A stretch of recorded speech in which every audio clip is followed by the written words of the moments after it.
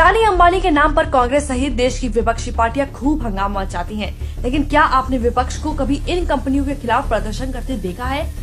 Coca Cola ने भारत आकर पार्ले, जो थम्स अप गोल्ड स्पॉट की निर्माता थी, उसका पूरा कोल्ड ड्रिंक बिजनेस गटक गई, लेकिन किसी को कोई समस्या नहीं थी।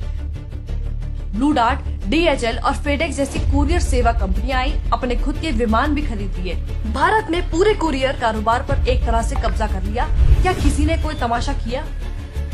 यहाँ तक कि भारत में चीनी और कोरियाई मोबाइल कंपनियों ने दशकों का एक छत्र राज किया। क्या किसी ने उसका विरोध किया? और तो और नेस्ले, मैगी, ITC, पेप्सी जैसी कंपनियों ने कृषि क्षेत्र में भी प्रवेश कर लिया। क्या किसी ने इनके विरोध में शोर शराबा मचाया? जवाब है नहीं, क्योंकि ये सारी कंपनियां विदेशी हैं, इसलिए देश के विपक्ष को कोई फर्क नहीं पड़ता कि ये कंपनियां क्या कर रही हैं, इन कंपनियों के मालिक कौन है। लेकिन विपक्ष की नजर में अडानी अंबानी सबसे बड़े ठग है। क्यों? क्योंकि वो उसी गुजरात से हैं जहां से मोदी जी हैं, इसलिए अडानी अंबानी को गुजराती होने का फल तो भुगतना ही पड़ेगा।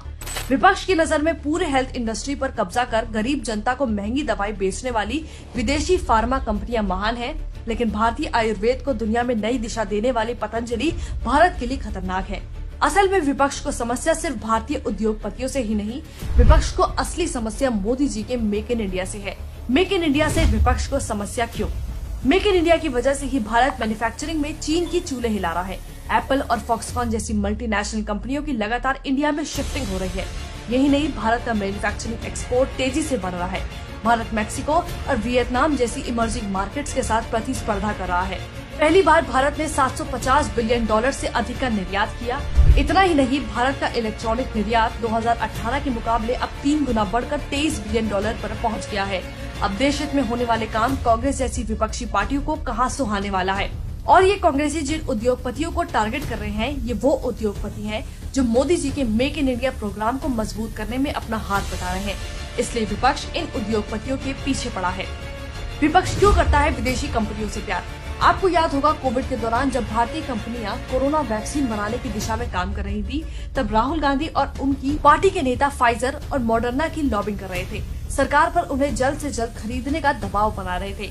ये सब बीजेपी के विरोध के लिए नहीं था, लेकिन इन लोगों की मानसिकता ये है कि विदेश में बनी है तो भारतीय से बेहतर होगी। और कुछ लोगों की नॉन स्टॉप डिमांड को देखकर ऐसा भी लगा था कि शायद उन्हें दलाली मिल रही थी इन विदेशी फार्मा कंपनियों का परचम लहराने की।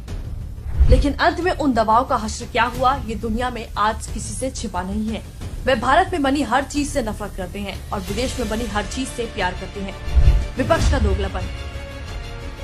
हमारे देश की विपक्ष का दोगलापन भी काबिले तारीफ है। ये अडानी अंबानी जो खुद के राज्यों में जाते हैं, तब पलंग पावड़े बिछाकर उनका स्वागत करते हैं, लेकिन जैसे ही केंद्र सरकार इनको कोई प्रोजेक्ट सौंपती है, वैसे ही हंगामा मचाना शुरू कर देते हैं। तो अब सवाल ये उठता है कि देश हित के प्रोजेक्ट पर अड़ंगा डालकर उद्योगपतियों को टारगेट करके इन विपक्षी पार्टियों को मिलता क्या है? सवाल ये भी है, विदेशी कंपनियों की लॉबिंग के पीछे आखिर वजह क्या है? कांग्रेसी नेताओं को इन कंपनियों से क्या लाभ मिलता है?